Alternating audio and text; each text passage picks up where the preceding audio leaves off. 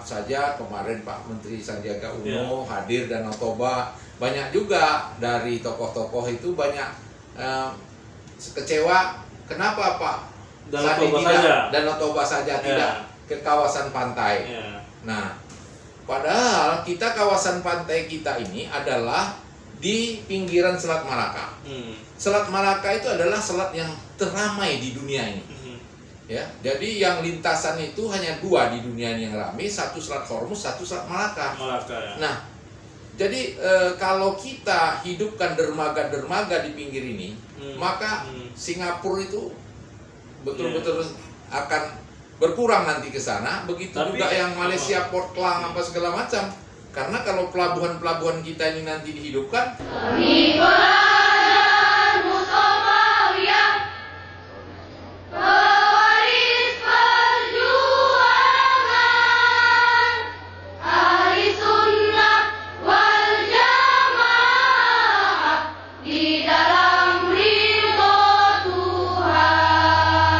Assalamualaikum kawan-kawan sekalian. Hari ini saya Rombro Jadoli selaku pembawa acara, berada di samping saya Bapak Subandi SD, anggota DPRD Provinsi Sumatera Utara dari fraksi Partai Gerindra. Kebetulan beliau hari ini diamanahkan untuk menjadi Ketua Bappenperda DPRD Provinsi Sumatera Utara.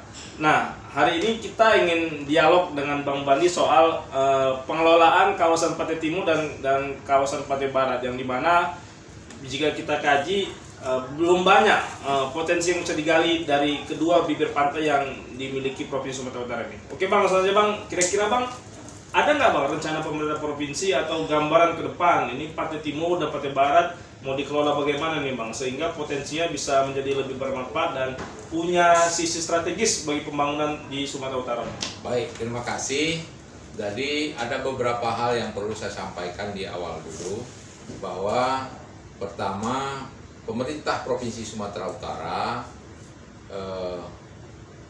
berkeyakinan dan sekarang sudah melakukan pendataan dan sudah membuat grand design-nya, dimulai dari membangun wilayah Medan Utara. Ya, diawali dari sini. Jadi Medan Utara itu yang dimaksudkan adalah Langkat, Medan, dan Deli Serdang. Itu tahap awal. Tetapi garis besarnya setelah kita lakukan kajian-kajian, diskusi-diskusi, bahwa kita harus membangun secara menyeluruh wilayah pantai yang ada di Sumatera, mulai dari Langkat sampai ke Pantai Barat. Ya, Pantai Barat ini nanti yaitu Nias juga termasuk, dan kawasan daripada Natal dan sebagainya. Jadi kita mulai dari sini. Ini kita jadikan daerah kawasan strategis nasional, dan ini sudah beberapa kali diskusi baik dengan pihak kampus, kemudian dengan pengusaha muda dan lintas-lintas LSM, kemudian juga dengan pemerintah Sumatera Utara. Yang intinya ini akan sepakat semua karena melihat potensi Pantai Timur sampai ke Pantai Barat yang luar biasa, apalagi sampai ke daerah Nias. Jadi kita akan buat kawasan-kawasannya, tahapan-tahapannya dulu. Nanti misalnya tahap pertama kita Langkat Tanjung Bali, tahap keduanya di Natal, hingga sampai ke Nias begitu. Nah, adapun kenapa ini sekarang harus kita lakukan begini? Beberapa waktu yang lalu kita sudah menetapkan tentang Perda pengelolaan kawasan hutan. Kawasan hutan kita yang berada di bibir pantai ini cukup luas, cukup banyak. Bahkan dengan Perda ini sudah banyak investor-investor yang datang untuk mengelola kawasan bibir pantai kita ini. Karena kawasan bibir pantai Sumatera ini sangat luar biasa potensi wisatanya. Bayangkan saja di Langkat ada hutan mangrove, sampai kepada di Belawan ya ada pelabuhan ya. Jadi kita cukup lengkap. Kemudian di Percut ada tempat-tempat makan ikan, Pantai Cermin wisatanya luar biasa, Pantai Labu, terus ke atas sampai kepada Misalnya di Kuala Tanjung kita ada di situ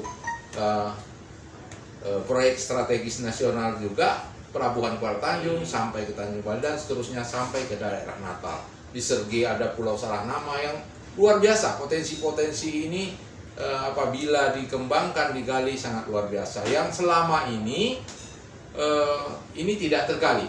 Apa kira-kira penyebabnya Bang? Potensi ini tak Ya, tergali Bang? tidak tergali begini ya. Umumnya kita masih terarah pada satu wilayah saja. Misalnya orang hanya bicara Danau Toba. Padahal wilayah pantai kita juga sangat luar biasa. Jadi terabaikan dia. Nah, jadi sekarang kita harus buka. Jadi kehadiran misalnya ya, maaf saja kemarin Pak Menteri Sandiaga Uno hadir Danau Toba. Banyak juga dari tokoh-tokoh itu banyak kecewa. Kenapa Pak Danau Toba saja tidak ke kawasan pantai? Nah, padahal kita kawasan pantai kita ini adalah di pinggiran Selat Malaka. Selat Malaka itu adalah selat yang teramai di dunia ini. Ya, jadi yang lintasan itu hanya dua di dunia ini yang ramai, satu Selat Hormuz, satu Selat Malaka. Nah, jadi kalau kita hidupkan dermaga-dermaga di pinggir ini, maka Singapura itu betul-betul akan berkurang nanti ke sana. Begitu juga yang Malaysia, Port Klang apa segala macam. Karena kalau pelabuhan-pelabuhan kita ini nanti dihidupkan, itu. Tapi udah ada Kuala Tanjung kita Bang. Nah, kalau Kuala Tanjung ini kan dia bukan untuk wisata. Oh, bukan ya. Nah, ini kan Kuala Tanjung ini lebih kepada industri dan barang yang keluar masuk. Jadi kami juga sudah melihat ke Kuala Tanjung, itu sangat luar biasa. Nah, kalau nanti misalnya ada pengolahan minyak mentah Pertamina di sana, yang sekarang sudah ada pabrik-pabrik kelapa sawit yang sudah bekerja sama di situ, itu sangat luar biasa. Begitu cepat ya, bongkar, tangki datang, bongkar, kalau muat dengan waktu yang sangat singkat. Itu memang sangat menjanjikan untuk dikembangkan, dan memang infrastruktur tambahannya itu lagi dipersiapkan. Nah, jadi kawasan pantai timur ini nanti kalau ini kita kembangkan, kita misalnya Belawan itu dari dulu sudah dijanjikan berapa periode wali kota, di situ harus dibuat Belawan Front City, ya. Jadi dibangun Belawan itu tidak lagi kebanjiran. Jangan hanya jualan wali kota, calon-calon wali kota untuk menjanjikan Belawan tidak lagi kena banjir begitu. Ini ya. bisa jadi apa juga nih Bang? Catatan bagi wali kota terpilih agar membangun kita wali kota terpilih ini program realisasikan. Nah, jadi kita bangun Belawan itu sehingga air laut itu tidak masuk lagi. Nah, kemudian kita hidupkan ada kota-kota bersejarah, ada Masjid Osmani di sana, ada kota tua Belawan yang lebih tua dari kota Medan ini, ya. Ada di situ kawasan Chinese dulu waktu di Belawan. Jadi ini selain daripada bisnis, wisatanya juga hidup nanti. Nah, jadi kalau kita ada dermaga-dermaga, orang dari Belawan mau ke Langkat nggak sampai 1 jam melihat hutan mangrove yang sangat luar biasa di sana, ya kan? Seperti sekarang orang dari Sergi kalau dia mau melihat Pulau Salah Nama, padahal itu berada di Kabupaten Sergi, dia harus ke Belawan dulu. Kenapa dermaga-dermaga tidak ada? Maka sepanjang pinggiran pantai ini nanti sampai ke pantai barat sana ada dermaga-dermaganya, tergantung kepentingannya apa, yang wisata, yang bisnis, yang apa segala macam. Jadi hiduplah masyarakat pinggiran pantai ini, ekonominya akan meningkat, pendidikannya meningkat, ya.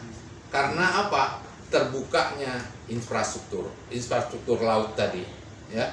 Di samping itu tidak lepas juga kita buka infrastruktur darat, jalan susur pantai. Nah, kalau ada jalan susur pantai, sebenarnya orang dari Belawan mau ke Bedage nggak sampai 1 jam udah sampai. Sekarang kan persoalannya nggak ada, orang harus ke kota dulu, dan ini memakan waktu yang cukup lama, kemacetan. Coba ada jalan susur pantai, dekat semua. ya kan?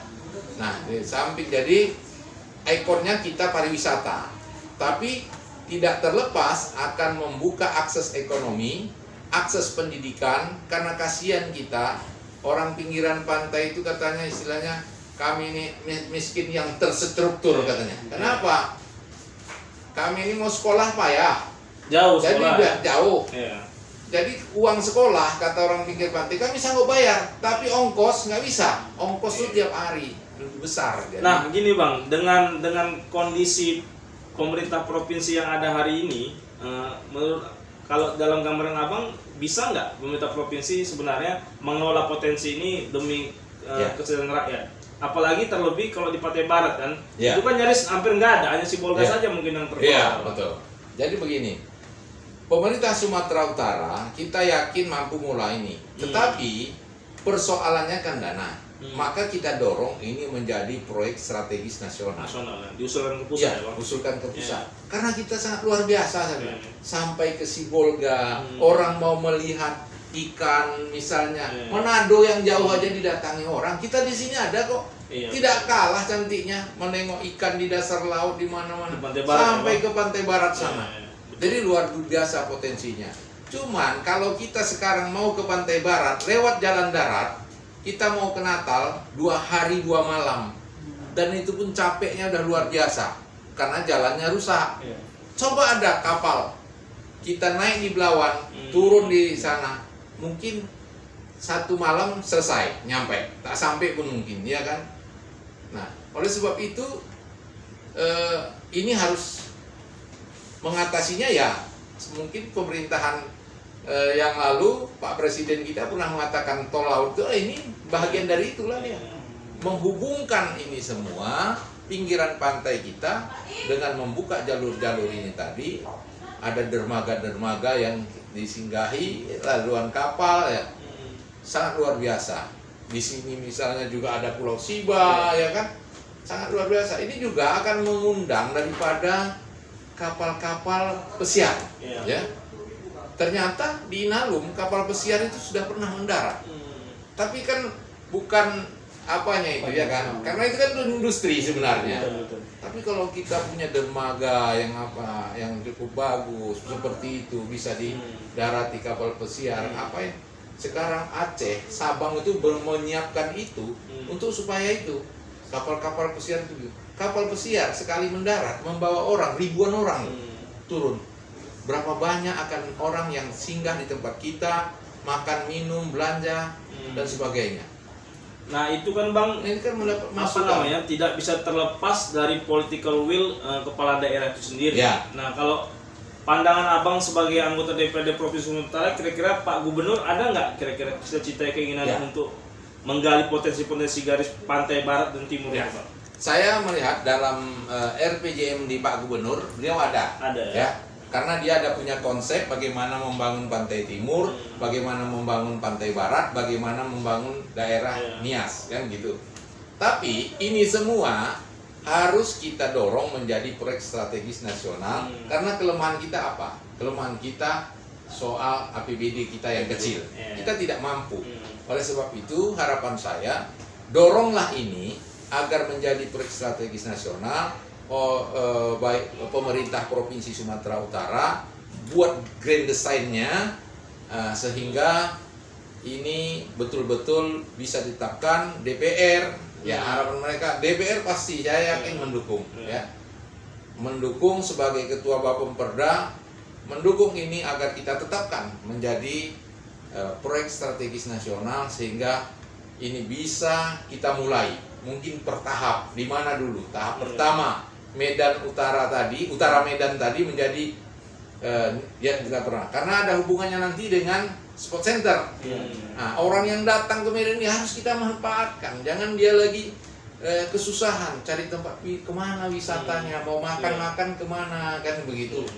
Nah jadi ini semua harus satu grand design yang besar, kemudian tahapan mana yang akan didahulukan, mana yang menjadi prioritas, dan dalam jangka waktu berapa lama ini bisa diselesaikan. Saya yakin, karena saya sudah ngobrol-ngobrol juga dengan himpunan pengusaha muda HIPMI ya, mereka mengatakan ya dana itu sebenarnya ada.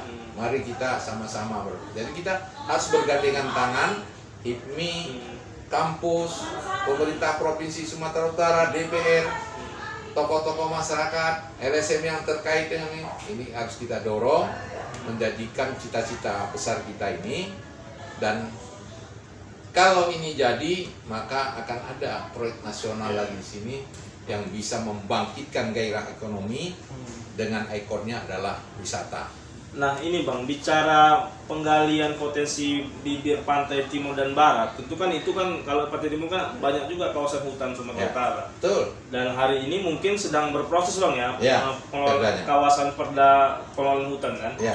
Nah bagaimana tanggapan Abang sebagai Ketua Bapenda terkait masukan dari masyarakat adat yang katanya perda pengawasan kawasan hutan ini justru akan menghilangkan hak-hak adat gitu loh Bang, dalam hal menggali potensi tadi Bang. Ya baik, gini. Jadi perda kawasan hutan sebenarnya yang masuk dalam perda ini adalah kawasan hutan yang telah ditentukan sebelumnya, punya data, punya peta. Jadi bukan yang di kawasan adat. Nah, karena berada bukan di kawasan adat. Bukan, ya. Jadi nanti ada sendiri perda masyarakat adat itu yang adalah kaitan dengan kawasan dia, wilayahnya di mana. Adapun perda hutan ini, dia ini kan berada yang kita fokuskan nanti yang akan menjadi masuk dalam strategis nasional itu yang di bibir pantai. Karena sudah banyak investor yang akan membangun bibir pantai kita ini. Selama ini mereka tidak berani, tidak ada kepastian hukum. Nah, dengan adanya perda ini nanti mereka sudah bisa MOU dengan Dinas Kehutanan mau berapa puluh tahun, 30 tahun. Misalnya di Pantai Cermin sekarang akan ada membangun resort sebanyak dia minta 60 hektar. Dinas Kehutanan sudah siapkan data di sana. Kemudian ada aqua farm itu di kawasan hutan dan mereka sudah juga ada resort Simalem. Malah begitu. Kawasan-kawasan ini semua selama ini mengelola itu tanpa ada aturan hukum yang jelas sama mereka, karena dia masuk kawasan hutan pemerintah Provinsi Sumatera Utara.